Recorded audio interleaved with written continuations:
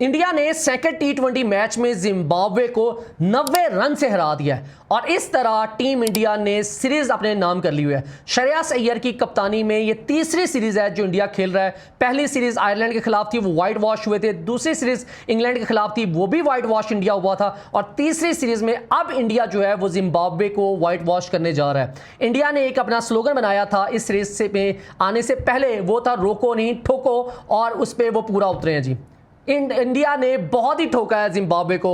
आज जो बैटिंग की गई है ईशान किशन की तरफ से, अनबिलीवेबल 81 रन की उन्होंने नॉक खेली है। और आज जो तिलक वर्मा के ऊपर इतना रोला मचा हुआ था, भाई ये बंदा भी परफॉर्म नहीं कर रहा, आज उस बंदे के बल्ले से भी रन आए हैं। उन्होंने भी 200 के स्ट्राइक रेट से 60 रन की बारी खेली है, कमाल कर दिया उस बंदे ने। और एक चीज और है, जब आपकी चीजें बैटिंग लाइनअप आपकी क्लिक कर रही होती है तो यकीन मानो बॉलर्स को भी हौसला मिलता है। 220 रन का टारगेट इंडिया ने दिया है। और जब बॉलिंग की बात की जाती है तो आपको पता है सबसे ज्यादा विकेटें आज टीम इंडिया की तरफ से किसने ली हैं?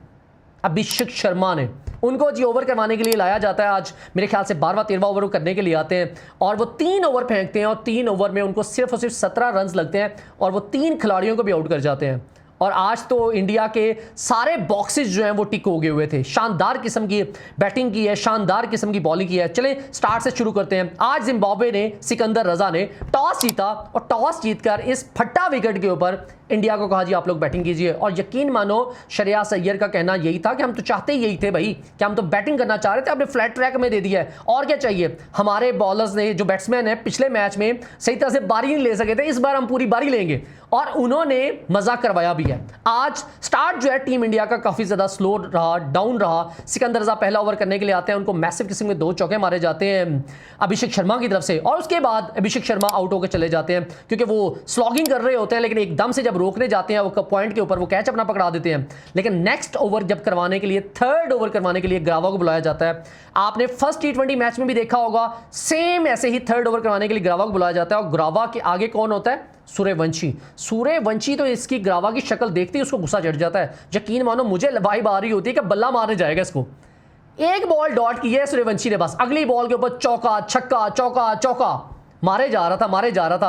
बट ग्रावा भी मिच्योर बंदा है भाई, 100 मैच कम से कम खेल चुका है जिम्बाब्वे की तरफ से। अभी मैं समझता हूं सूर्यवंशी अभी बच्चा है, उस लेवल पे अभी नहीं है। सूर्यवंशी को अपनी एबिलिटीज के ऊपर पूरा भरोसा है कि वो अब जो शॉट मारेंगे वो क्लियर कर जाएंगे। बट ग्रावा ने उनको बाउंसर मारा, बॉल पीछे रखा और जब उसको सूर्यवंशी शॉट मारने के हैं, उन्होंने मिड ऑन पे ही उनको कैच पकड़ा दिया। 29 रन के ऊपर टीम इंडिया के 2 खिलाड़ी आउट हो चुके हैं और 3 ओवर हैं। वहां पर मैं समझता हूं जिम्बाब्वे जो है लिटरली सेलिब्रेट करना शुरू हो गया था कि हम लोग मैच में आ गए, हम मैच जीत जाएंगे। बट उनको क्या पता था कि अभिषेक शर्मा अगर नहीं चलेंगे, सूर्यवंशी अगर नहीं चलेंगे तो कोई बात नहीं, बाकी और भी बहुत कुछ है। ईशान किशन जी, उसको इतना ज्यादा हाईली रेट नहीं किया जा रहा होता टीम इंडिया की तरफ से। बट मैं आपको बताना चाहता हूं 2026 में सबसे ज्यादा रन इसी के बल्ले से आए हैं, सबसे ज्यादा रन्स। और आज भी जो उसने बारी खेली है 81 रन्स की 44 गेंदों के ऊपर बाय द वे, और मैसिव किस्म के 2 छक्के 9 चौके मारे। सारी इनिंग बनाई इस बंदे ने है, बचाई भी इसी बंदे ने। श्रेयस अय्यर और ईशान किशन मिलके एक 66 रन की पार्टनरशिप लगाते हैं, तगड़ी पार्टनरशिप लगाते हैं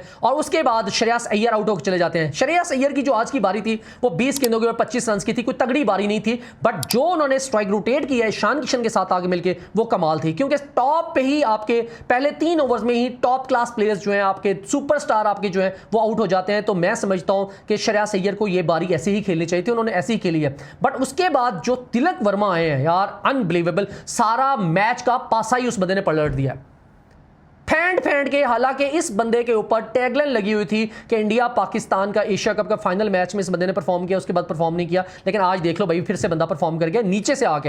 हालांकि इसको बारी जो है 5वें 6ठे नंबर पे करवाई जा रही है, उस जगह पे आके ये फिनिशिंग टच दे रहा है आपको। 29 गेंदों के ऊपर 60 रन इसने बनाए हैं, जिसमें 3 मैसिव किस्म के छक्के थे और 5 इस बंदे ने चौके मारे हैं। शानदार किस्म का खेल है। इन दोनों के बीच में जो पार्टनरशिप बनाई गई है 44 गेंदों के ऊपर, वो 94 रन की पार्टनरशिप थी जो मैसिव किस्म की थी, कमाल कर दिया है। और उसके बाद एक चीज आपको और बताना चाहता हूं, 13 ओवर के अंदर अंदर उस वक्त टीम इंडिया का स्कोर जो था 121 रन था और 3 खिलाड़ी आउट थे। वहां से एक्चुअली इंडिया ने आगे लाठीचार्ज शुरू किया है और आखिरी 7 ओवर में टीम इंडिया ने 98 रन मारे हैं बोर्ड के ऊपर।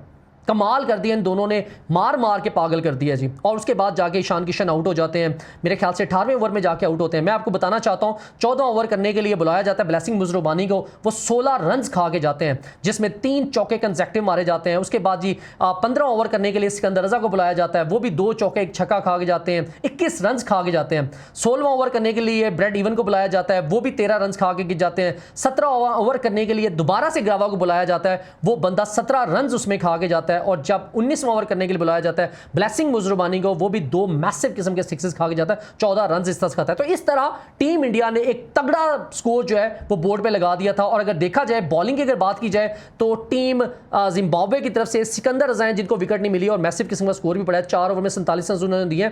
बाकी इनकी पूरी टीम जो है वो एक एक विकेट ले सकी है, जिसमें मैं समझता हूं ग्रावा को सबसे ज्यादा फेंटा लगा है। उन्होंने 3 ओवर में 43 रन दिए हैं। जितनी भी इनकी बॉलिंग लाइनअप है सारे 10+ इकोनॉमी के साथ स्कोर खाया है, 11, 12, 14 और एक ही बंदा था जमहूरी जिसने 8 की इकोनॉमी के साथ खेला। अब 200 रन 220 रन बोर्ड पे लग चुके हैं और 220 का टारगेट है। और सबको पता है कि जिम्बाब्वे की टीम तो 2 बार भी बारी ले लेना तो ये टारगेट चेज नहीं कर सकती। ठीक है, आज फटा विकेट है। आज स्टार्ट जो है जिम्बाब्वे की तरफ से थोड़ा बेहतर दिया गया। ब्रेन बेनेट ने आगे स्टार्ट के ऊपर थोड़े से हिटिंग करने की कोशिश की, लाठी चार्ज करने की कोशिश की, उसको मिली भी इज्जत by the way. Ramp shot बार बार वो मारने जा रहे थे। उन्होंने 32 रन की एक नॉक छोटी सी खेली है, छोटा सा कैमियो खेला है जिसमें 3 छक्के 3 चौके थे। बट उसके बाद क्या हुआ, उसके बाद तितर बितर होगी जिम्बाब्वे की टीम। जो बंदा आ रहा था बैटिंग पे चौका छक्का मारता था आउट होकर बाहर जा रहा है, जो बंदा आ रहा था विकेट थ्रो कर रहा था अपनी। अब देखो बेन करुण आए हैं, उनका बड़ा नाम सुना था, 100 मारा बांग्लादेश के खिलाफ, उन्होंने 1 रन बना के आउट हो गया जी। उसके बाद मायर को बुलाया जाता है, 12 रन बना के वो भी आउट होकर चला जाता है। रियान बर लाते हैं, वो थोड़ा सा स्ट्राइक रोटेट कर रहे होते हैं, लेकिन 18 गेंदों के 20 रन यार कोई नहीं है। जब आपके बोर्ड में 220 रन बड़े हैं तो क्या आप रन बॉल आपने खेला है। सिकंदर रजा के ऊपर बड़ी उम्मीद सी थी कि ये बंदा कुछ कर सकता है, आज वो 0 बना के बंदा आउट होकर चला गया। और जब उसको आउट किया प्रिंस यादव ने, आउट करते ही वेरी नेक्स्ट बॉल के ऊपर प्रिंस यादव इंजर्ड हो गए थे, वो बाहर चले गए थे। और मरुमानी ने एक 24 रन की नॉक खेली। खैर 129 रन पे टीम जिम्बाब्वे जो है ऑल आउट हो गई है और अभी सिर्फ और सिर्फ 18 ओवर हुए थे। और इंडिया की तरफ से जो टॉप परफॉर्मर है जिन्होंने टॉप क्लास बॉलिंग की है, वो उसमें अभिषेक शर्मा का नाम टॉप ऑफ द लिस्ट आता है। 3 ओवर में 17 रन दिए, 3 खिलाड़ियों को भी आउट किया। और उसके बाद जी यश ठाकुर और प्रिंस यादव इन्होंने भी 2-2 विकेटें ली हैं और रवि बिश्नोई को 1 विकेट मिली है, शिवम दुबे को भी 1 विकेट मिली है, तिलक वर्मा ने भी 1 ओवर करवाया था, उसको भी 1 विकेट मिल गई है। सिर्फ और सिर्फ मयंक यादव को जी विकेट नहीं मिली, उन्होंने 3 ओवर में 25 रन दिए हैं और शानदार किस्म की बॉलिंग है। बाय द वे मैं यहाँ पे एक और चीज़ आपके साथ डिस्कस करना चाहता हूँ। रवि बिश्नोई जो है, आप लोगों ने देखा है रवि बिश्नोई की पेस कितनी तेज़ होती है। स्पिन बॉलिंग करने के लिए जाते हैं 104, 103, 105 इस पे ही गेंदे मार रहे होते हैं। हालांकि स्पिनर्स जो होते हैं यूजुअली आपने देखा होगा 80-90s के बीच में ही बॉलें फेंक रहे होते हैं, 75-80 के बीच में फेंक रहे होते हैं। लेकिन रवि बिश्नोई के पास जितनी पेस है, जितनी उनके पास ग्रिप है उसके ऊपर, पेस के साथ बॉल करना अमेजिंग। लेफ्ट हैंडर को तो वो खेलने नहीं देते ना, सीधी बात है। राइट हैंडर थोड़ी बहुत उनको स्वीप शॉट मार जाते होते हैं मैं समझता हूँ, लेकिन लेफ्ट हैंडर के पल्ले नहीं पड़ रही होती। चलो जी, अब अल्लाह ताला ने इज्जत दी है जी इंडिया को, अब वो जीत गए हैं। और 2 सीरीज़ हारने के बाद श्रेयस अय्यर को जी फाइनली मुबारक हो जी, उन्होंने 1 सीरीज़ विन की है।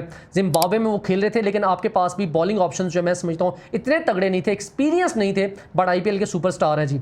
सारी हमेशा से टीम इंडिया का यही सीन होता है कि इनके पास कोई वर्ल्ड क्लास बॉलर नहीं आ रहे होते, 150+ गेंदे मारने वाले बॉलर नहीं आ रहे होते। लेकिन आपकी अभी बॉलिंग लाइनअप में 2 से 3 बॉलर ऐसे हैं जो 150 से ऊपर गेंदे मार रहे हैं, 154, 156 पे गेंदे मार रहे होते हैं। बहुत शानदार किस्म का इरा स्टार्ट होने वाला जी। जसप्रीत बुमराह अगर नहीं है तो उसकी गैर मौजूदगी में टीम ने देखो किस लेवल का ब्रूटल किस्म का आउट किया जी। 90 रन की डिफीट दी है जिम्बाब्वे को, जिम्बाब्वे के घर में आके।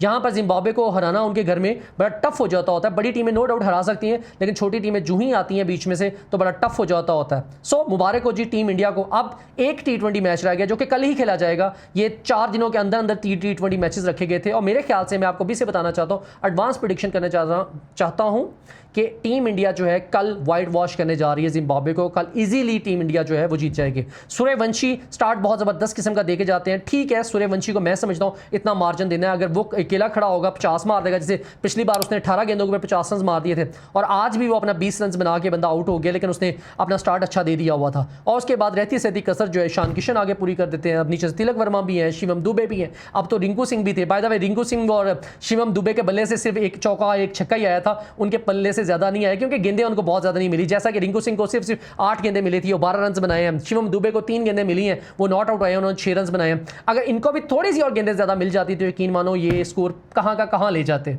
लेकिन फिर भी टीम इंडिया ने 219 रन बोर्ड पे लगाए हैं। अभी 5 विकेट उन्होंने गवाई थी। स्टार्ट टीम इंडिया का काफ़ी ज़्यादा डाउन हो गया था, लेकिन उसके बाद कमांड जो संभाली गई है ईशान किशन और साथ उनका दिया तिलक वर्मा ने। मेरे आज के थंबनेल में ये 2 ही बंदे होंगे, तिलक वर्मा और ईशान किशन। मैं चाहता हूँ अभिषेक शर्मा को भी साथ में चेप दूँ, क्योंकि उन्होंने भी 3 विकेट ली हुई हैं। देखो क्या होता है, थोड़ी देर डिसाइड करता हूँ। एनीवे, मुझे इजाज़त दीजिए, आप लोगों से नेक्स्ट मुलाकात होगी नेक्स्ट वीडियो में।